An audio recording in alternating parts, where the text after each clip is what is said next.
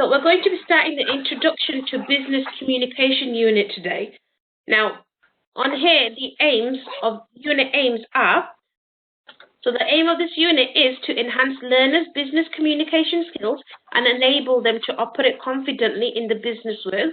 So you'll learn the following things: how to make persuasive presentations, negotiate convincingly, write reports that address or solve strategic problems, write promotional material, enhance cultural awareness, and enhance your understanding of cross-cultural communication and the role it has on the language of business.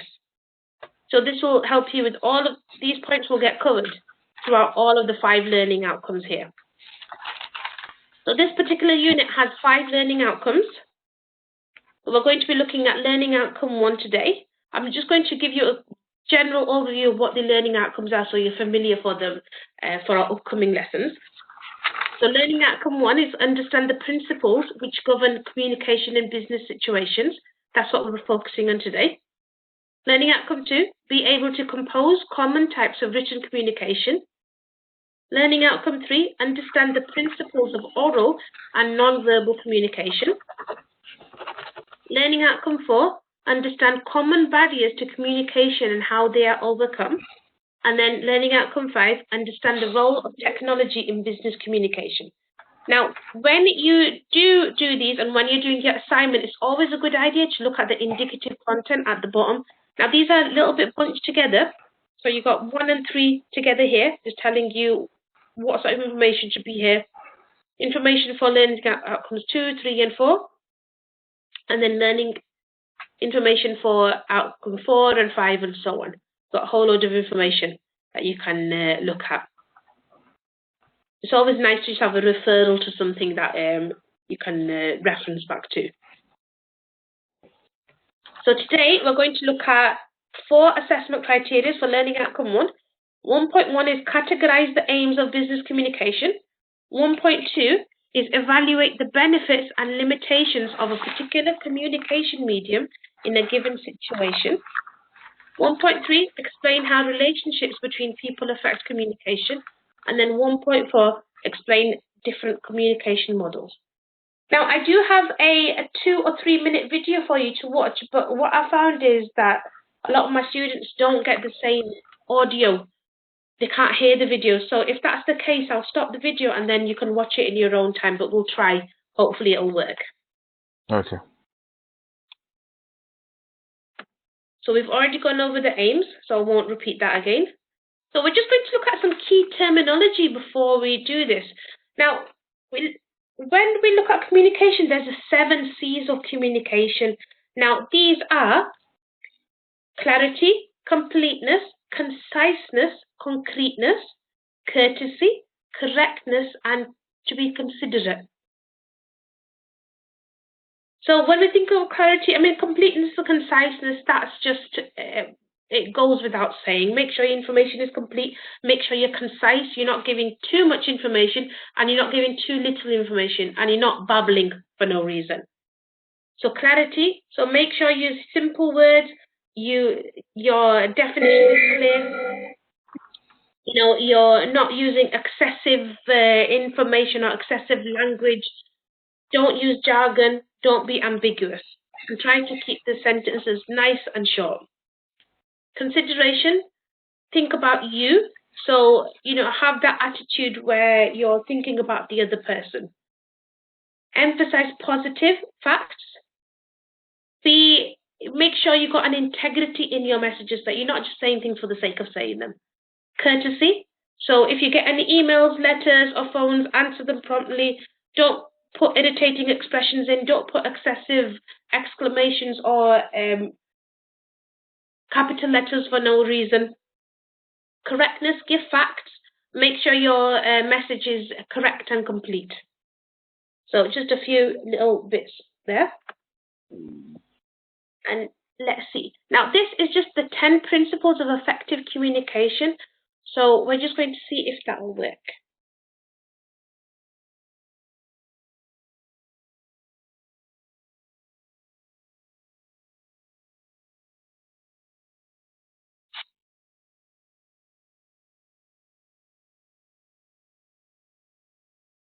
Do you have audio? I've paused it now, but were you able to hear the music on that? I didn't hear anything. You didn't. Okay, so what I'm going to ask you to do is, because it started off with music, is in your own time, if you go into slide number 5, it's on the first learning diagram, and just have a quick look at this video. It gives you the different principles of communication, of effective communication, and it's a nice thing to just have an overview before you start this unit. Okay. Okay, let's get into 1.1 there. So we're just going to look at categorizing the aims of business communication, why we communicate, what the reason of this is.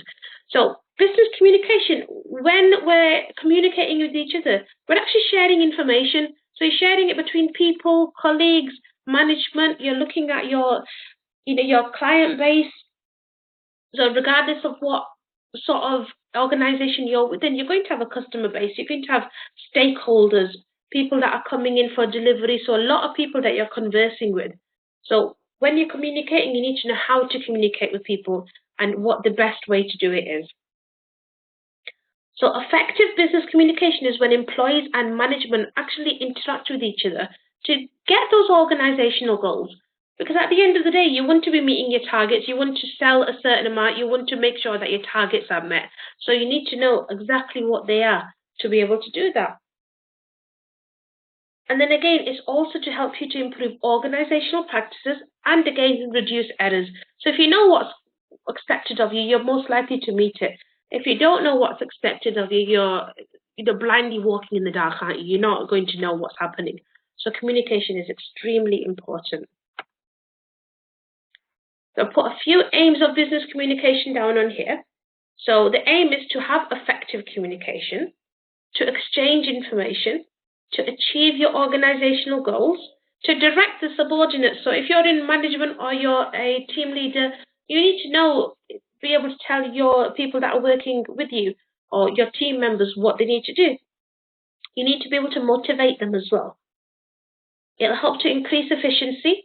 It also increases job satisfaction. Now, if I come into work every day and I don't know what's going on, I'm not going to be happy. I'll be confused. I'll probably not be very productive at all. But if I come in and I've got a management or a team that actually speaks to me and tells me what to do, and I can speak back to them and converse with them, we're openly communicating, it's a lot easier for you to be happy at work because you're comfortable, you're confident, you know exactly what's expected of you. You're going to attract customers. It helps you to educate and train employees because you're communicating with each other. You know exactly where areas might be lacking or what might need to be addressed. So it really helps you. And again, it helps you develop a better image.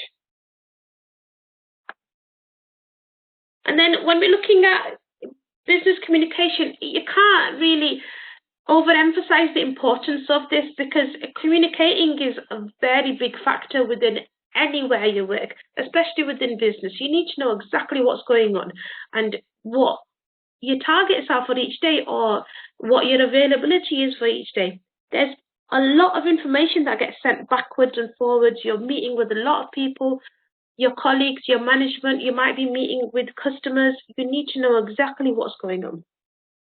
So you need to have comprehensive and up-to-date information that's accurate and appropriate. So just a little example of this is if you're working away, you have your receptionist there for you. Now she's made an appointment for you for a particular day and a particular time, but you're away in a different meeting or you've got a day off. So if you don't communicate with each other, she's making appointments without you knowing, and you're letting customers down, you're letting staff down.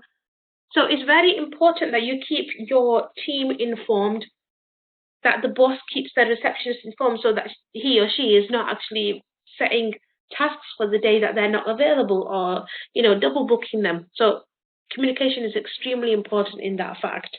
So it gets rid of misinformation, you're not wasting anyone's time, you're not trying to faff about, trying to rejig appointments about a change of schedule.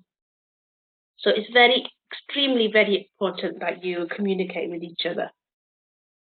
So this was just 1.1. Do you have any questions or any comments you'd like to add?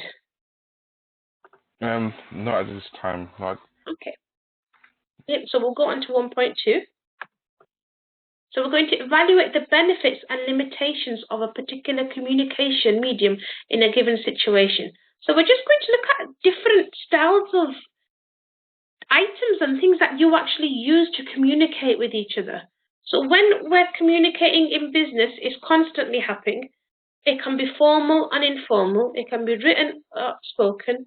It can be within the business, so internal, and it can also be external, where you're communicating with people that are outside the business, or communicating for deliveries or other organizations that you might be in partnership with.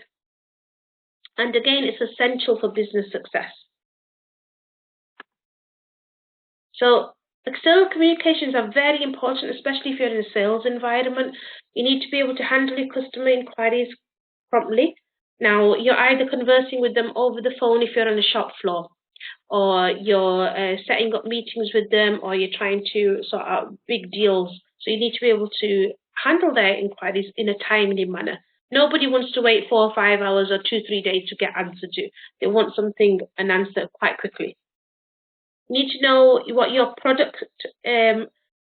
You need to know what your services are. Your information needs to be attractive and accurate. So when I say attractive, you're not, proposing boring things to them. It needs to be something that somebody will listen to and say, oh, I like this package, or I like this type of deal.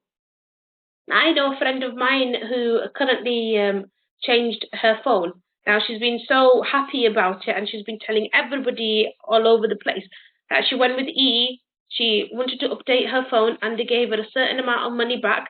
They took her old phone off her as well, so the part exchanged it and so on. And she's been so happy about that particular deal that she's told all her friends. She's put it all over Facebook. She's done it everywhere. So that's a great advertising ploy. It's an attractive package that someone's been very happy about getting, so they're passing on information. So when I say attractive, that's what I mean. The invoices need to be correct, and the customer and supplier problems need to be resolved quickly. So communication is very important for this. So methods of communication, where we're coming onto the medium now. So you've either got oral, so face-to-face meetings, conferences, over the phone, video, so video conferencing, internet video link. Even today what we're doing is a video link as well. So written, so you've got emails, letters, memos, documents, advertisements, and then graphical, like production, drawings, computer graphics, charts, graphs, anything that will present your data. So when you're choosing the most appropriate method, it really depends on you and the reason that you need to get in touch with someone. That's what you're going to choose. So if you're going to get in touch with someone and it's extremely important, you might want to go for written communication. So for the set of, if you've got a sales contract, you don't want to go over it verbally. You might want to make sure that it's all set out in documents where you can actually get it signed over. Depends on who the recipient is as well. If you're talking to someone internally, you might just want to have a quick chat with them, or pass them a post-it and say, these are tasks I need you to do. But if it's external, you might need to send an email or do a video conference, or you might want to get over the phone and explain in detail.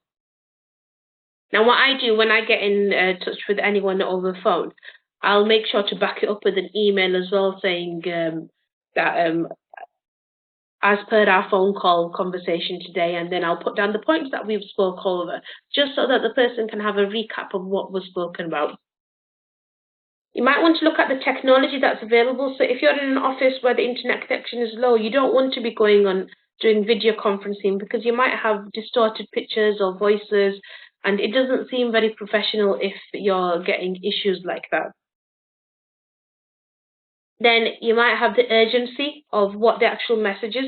Do you want to courier it? Is it a fast message? Do you want to text someone? So how fast do you need to get on with it? What's the complexity of the message? If it's really complex, you should really veer towards doing written communication. If it's very simple, verbal communication is fine. And again, if you need instant feedback or not, if you need someone to tell you yes or no, there's no point in you sending them a letter, posting it off and waiting a few days for a reply. It's easier to pick up the phone and call them. Then you've got limitations with these methods. So with oral, it can be unsuitable if the communication is lengthy. Now, I know that after a few minutes, if I'm getting a lot of instructions, I can phase out. So I like to have something that's written to, give me that backup so I can look back and even recap on what it was that I was meant to do. It acts as a good record. Speaking of records, you don't record it as evidence for future reference. So you might have given someone 10 different tasks to do, but if they've forgotten, you can't say to them that this is what I told you because you've not got a backup. And again, it doesn't help the listener much time to think or act or react. They're just trying to focus on the information you're giving them. And sometimes it's a bit of an information overload. Now, video, it can be very hard to focus because you might be distracted by your phone or by taking notes or checking through your diary. You're not there face to face, so it tends to happen, you do get distracted. There's a time delay between responses. Technology can fail. I mean, we've had that issue just now with the audio. And again, audio quality could be poor. Then you've got written, so it can be impersonal.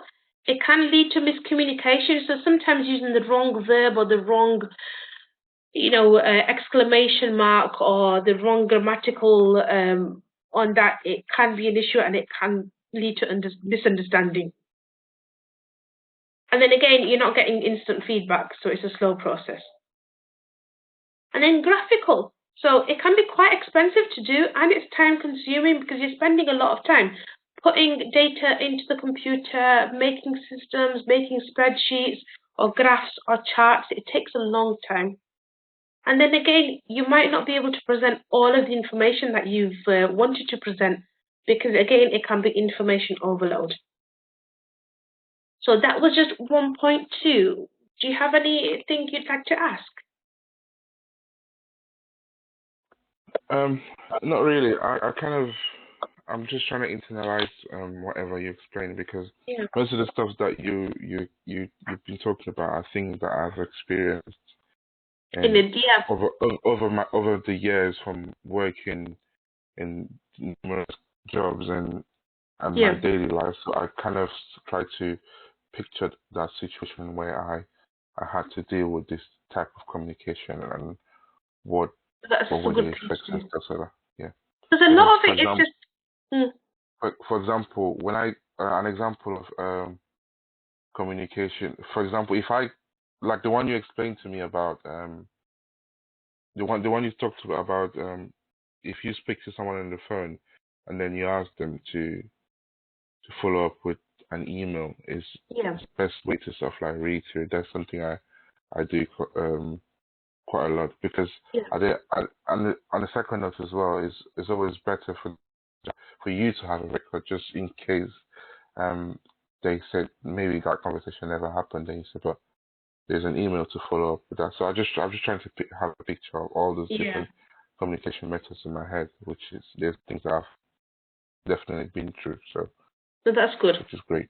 And it's good that you've got that experience there where you know that you can relate certain things to certain situations. So it's fantastic that. So we'll move on to 1.3 then. So 1.3 is explain how relationships between people affect communication. Now, again, on this, you'll probably have a lot of work experience with different attitudes and different, people mixing together, and you're probably seeing in-office fighting or issues where people are being passive-aggressive with each other, or even when people are being friendly and nice and getting along perfectly fine. So you'll have a lot of backup within this section too. So how do relationships between people affect communication? So it's really important that you have a successful work environment and that you're communicating openly and well and that you're not afraid to speak to each other or approach others, colleagues or management. Now, in an ideal world, you'd have an open door system where you're welcome to come in and you're welcome to talk through any issues, but not every place is ideal, so there can be conflict sometimes and it can affect your communication. So you can have communication between two people, between team members, between management, so it doesn't matter who you're communicating with, strong communication skills are an absolute within this. So relationships can affect any way you communicate. So if you're friendly with each other or you're friendly with the people around you, you're probably going to be more comfortable. You might be more relaxed. You'll be more communicative. You'll be happy to speak to each other. You'll have positive interactions. But on the downside, you might even tend to be a bit gossipy and veer off your task. So that can be a bit of a downside if you're overly comfortable. If you don't like another person, then you'll probably end up avoiding them. You might speak tersely with each other. You might feel uncomfortable. You might even make other people feel uncomfortable within the situation that you're at. Now, I remember working in a school perhaps 6-7 years ago, where we had an open 2 classrooms with an adjoining wall which was retractable. Now, we had an issue with 2 of the team members that didn't get along. So they wouldn't speak to each other, they wouldn't go and do tasks together, which was very important for us as a team within that year group, that we do get along and we do talk to each other, and that it's not, conveyed to the children that we were looking after at that time. But it became such a situation where those 2 team members just couldn't even work together or be in the same room as each other, that we had to eventually split them up and send them into separate year groups. That was a very uncomfortable situation. It was very hard to have team meetings at that time. It was very hard to delegate because you were trying to make sure that those 2 people weren't together at most times. So my point is that if you've got a dislike for someone, it can really affect the way you work. And it can also make others around you feel uncomfortable. Then being nervous or unsure or shy is also going to affect the way you communicate, because you might hold back. You're going to feel unsure of yourself. You're not as comfortable as you should be. So they can have an adverse effect on your communication and maybe even your job. You might have a task that you really need to go and clarify, but because you're not 100% sure about how to approach a particular colleague, then you might just fall back on it and do the best you can, and it might affect the way the results happen from the task that you're doing. Now, the relationship between subordinates and management are also important. So you might have a formal relationship where you're only exchanging official information or basic pleasantries and saying hi, how are you, and so on. Or again, you might have a really good relationship where in the staff room you're talking about, what you did on the weekend or a child's birthday or, anything fun. So it really can go both ways. So Conrad, do you have any examples of any relationships that you've seen that affect communication in either a positive or a negative way? How can I put it? I mean, at work, I've seen situations of my people not liking each other or not getting along with each other.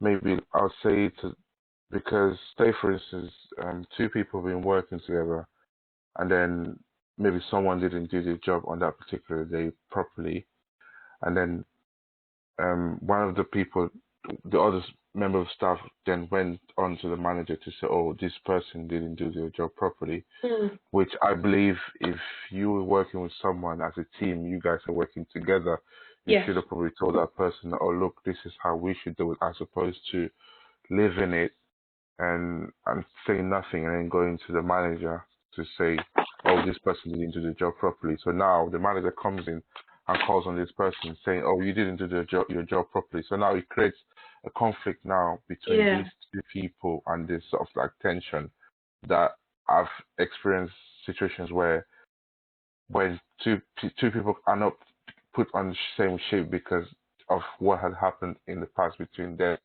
and now they find it difficult to work together. So it kind of creates a a bit of tension, and sometimes it creates. So there's always an issue in terms of, say for example, if there's shortage of staff now, you can't really put those two people together because they might have a conflict, and which is not good. So that's just an example of one of the conflicts that I've experienced or I'm experiencing at the moment. That's a really good example, because unfortunately, it does happen where personalities can clash, or where you think it's simple, just tell me if there's something that's missing, I'll do it, and somebody thinks that they might either not be comfortable approaching you and telling you, or they might just want to, not be happy about you doing that particular job and want to put something bad towards you. So yeah, there are a lot of things, unfortunately, that do happen. So we're going to go and look at some models of communication now. So there's about 3 or 4 models that we're going to look at. So the first one is the business communication model, and it's just a representation of, a whole system, just the way communication happens very basically. So if I bring my annotating tool up, there. So you've got your sender, which is you. This is you thinking of the message. So you've thought of the message here. So you've put your message down, you've composed it, you've thought of what you want to write, and then you've sent it to the receiver, who is the person that you're sending it to. So for example, if you're sending me an email. So you've got an email, you've thought you need to get in touch with me, you've sent me a message via email, and I've received it. Now, I've received your email. Even when we were conversing with each other over email yesterday, I got your email. You had a bit of an issue about a particular thing, and then you needed a bit of information. So I've received your email. I've seen what the message is, and then I'm thinking, right, I need to formulate a feedback. So I formulate a feedback via writing it onto email for you. I put it down, and then I send that email to you, straight back to you here. And now you're going to do a full circle again. So you've received my message. Now you've become the receiver. So you've received my message. You've read what it says, or you've listened to what I've said, and you're formulating a message again, and then it's going back in a full circle as well. So you're just going backwards and forwards. So you can either think of this as a conversation that we have with each other, or emails, or a phone call, is where you're thinking of something, you're giving the message, you're sending it to them, either speaking or emailing or texting. The person receives it, they look at it, they read it, they may understand what you've said, they formulate some feedback, which is another message that they'll give you, and then they'll send it back. So it just goes ongoing. So does that make sense? Yeah, it does. Fantastic. So that's a business communication model. Then you've got the Warren-Weaver model, or it can be also called the linear model of communication. Now, this was designed to develop effective communication between the sender and the receiver. So you're the sender and I'm the receiver. So it deals with various concepts like information source, transmitter, noise, channel, message, receiver, channel again, information destination, and encoding and decoding. So the sender will encode a message, so they're putting a message together. They send it to the receiver through a technological channel like the phone, or the olden days maybe a telegraph or email now. Then the sender will convert the message into codes that is understandable to the machine. Now that actually just means if you're on a laptop, you're typing it down into an email. So then you send it through the email, or you send it via text, or you pick up the phone and you verbally speak to the person, to the receiver. Now the receiver has received the message and they need to decode the message. So they need to understand what you've said and they need to interpret it. So it might take them a couple of seconds, it might take them a few minutes, they might just do it instantaneously. Now the channel can have noise and the receiver might not have the capacity to decode. So this might cause problems in the communication. Now, noise is when you have an interruption. So you've sent an email and there's a server problem, it's bounced back to you. The mail server says this email address is not recognizable. So that's noise. You pick up the phone and you want to speak to me, but in the middle you might have somebody else answer the phone. You might have a receptionist answer the phone. That person there is the noise. So they're the interruption in the middle. So while you're waiting to get to me, you might send a fax. So you've sent a fax to a colleague of yours. Now, you've formatted the fax, you faxed it over, and it's in their fax machine now where your colleague works. But the noise is somebody, actually the fax waiting there. That's the interruption. So your colleague might not pick it up straight away, or I might go and look at it and pick it up, and I might take it to the person that is intended for. So I'm the noise in the middle, I'm the interruption. So is that clear? Does that make sense?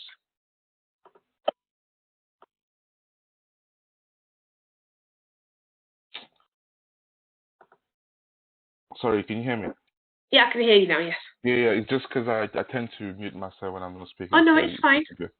Yeah, that's fine. I understood what you were saying. Brilliant. So we go from information source, which is a message, and that's sent through the transmitter. Then you're sending it through Wi-Fi and so on. Then you got a signal, or it could be a phone signal, which is the channel, how you're sending it. Then the receiver receives it, and then it's gone to the end destination where they're decoding it and they're giving you information back. Yeah. So again, just a quick overview of what it is. So the key features are one-way communication. It's used for mass communications.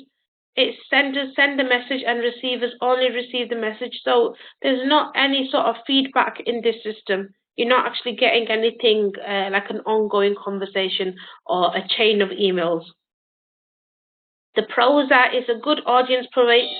So, you know, if you think of, I think is it Steve Jobs that does Apple, when he has new phones coming out or new technology coming out, he'll put a conference and you'll be able to access it through Apple TV, on YouTube and so on.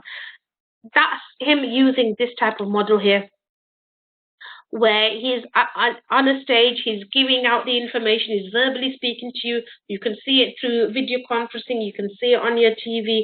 That's him persuading you. Go on, my phone is fantastic, go buy this product of mine. So it's a very good persuasion tool, this is.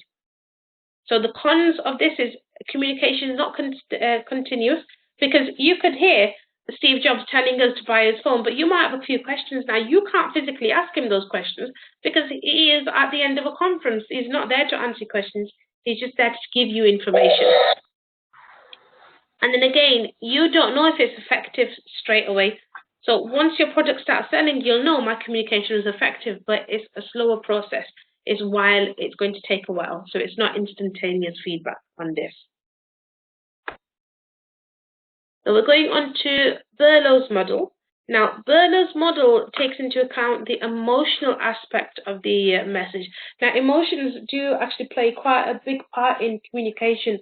It really helps you to understand what's being said to you, and also sometimes make sense of what's happening. Now, Berlow has something called SMCR model. So S is for source, M, message, C, channel, and R, receiver. So source, the source might be one person or a group of people or a company. Message is information or the views or thoughts that are being sent by the source.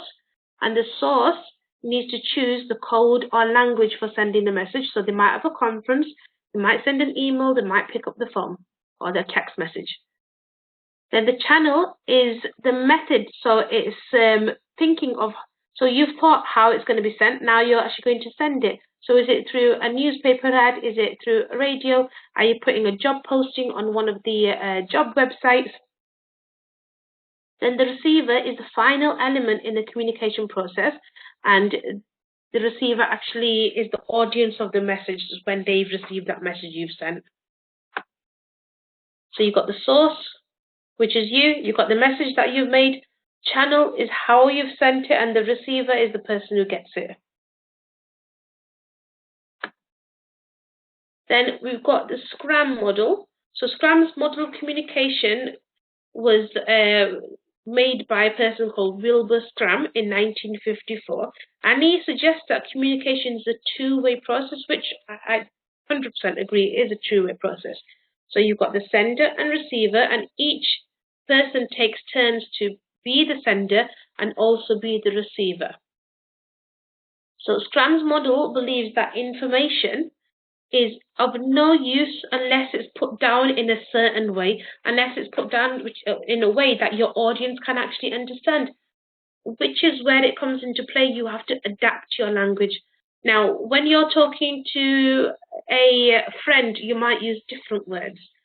You might be more friendly with them. When you're with a family member, you might be even more comfortable. You might be happy telling them off if they're doing things wrong.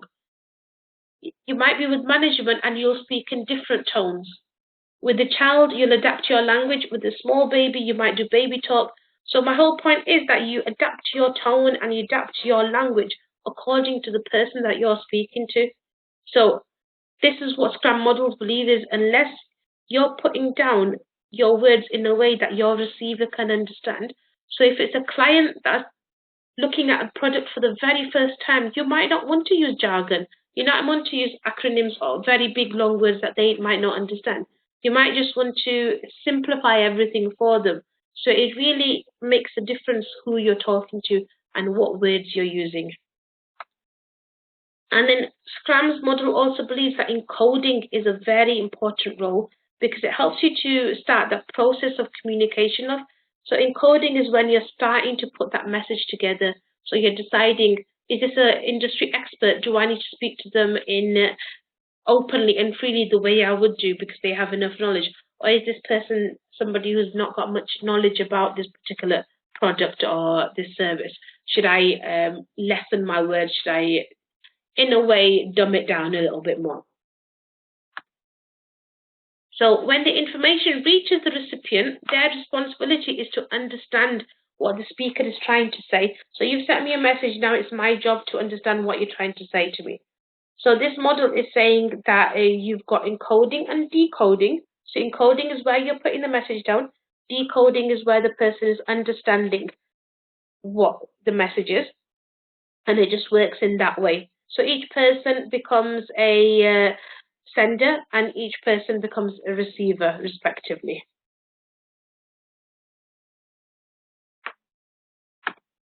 And then we've got one more model, which is Riley's model. So this model indicates that the communicator, also known as C, has the larger part within this pattern. This person sends the messages in accordance to expectations and actions of the other people. So again, you're adapting your message in accordance to what the other people can understand, what their expectations are. And then again, it says the receiver is also part of the communications process because they've got the same role. So C is a receiver. Now they're sending messages backwards and forwards to, C is a communicator. Here, you put the message together, you send it to the receiver. The receiver gets the message, they decode it, they understand what you've said, and then they're sending a message back to you. So you're going backwards and forwards within this model. So both the communicator and receiver are part of an overall social system, and this communication process for Riley's model is also a two-way process. And the final model on here, which is the contemporary model. So this is the most modern model of all. It's the most updated. So it incorporates communicator, encoding, information, moderate, recipient, decoding, and it gives suggestions along with sound. So what that means is you are the communicator here. You've put down your message. You've thought about your message. You've put it down. You've sent it through whatever channel you choose. Receiver receives it. They decode it and they give you feedback. So it just means that you're doing a two-way process again. You're talking backwards and forwards. You're getting feedback. You're sending information. And then you're also interpreting any, not just words, but also any reactions that they make as well. So this is the mode, when you're going, okay, I understand, those type of things. So you're actually listening to them overall, not just the words that are coming out of their mouth. You might even be looking at body language if you're physically talking to each other as well, to see whether or not this person has an understanding. Have they got arms crossed? Does that show that they're, closed off and they don't really get what's going on? Or are they open and loose? Do they look like they've got clarity here? So these were the models of communication. Do you have any questions or anything you'd like to ask? No, so if I understand generally, so when you're doing business, depending on what kind of message or who you interacting with or who you're trying to send your message across or what you're trying to achieve, then you decide on which model to use to get your point across. To be honest, these models are just there to explain different communication. In a way, you'll be using the contemporary model in general anyway. What you'll end up using in general is the business model that we've got at the beginning, because that really relates to what you're doing. You're putting a message, you are the sender, you're formulating a message, you're sending it, and then you're getting feedback. Just like we did yesterday, I sent you some feedback for an assignment that you sent me. You answered me, and then you asked a question, I answered you back, and then you said, then you gave me a message confirming that you received it. So we had a mini conversation via email over a few minutes. That is what you'll be doing on a daily basis within work anyway. So you're not going to be thinking about, am I using the Berlo model, am I using the Scrum model or the Riley? You're just going to go on and do it unconsciously in a way that you're always doing it. Now, the reason that we've got these models on here is just to give you an understanding of how the communication process came about, and also obviously it'll help you answer this assessment criteria where you're going to add a few examples in. But really, as long as you're adapting your language and you're making sure that you're giving the right type of information for the audience that you're aiming at, then your communication shouldn't change too much. Yeah, I understand you quite perfectly. So what I'm saying is, okay, because I know like on a daily basis, the model you just showed me is what that people tend to normally use.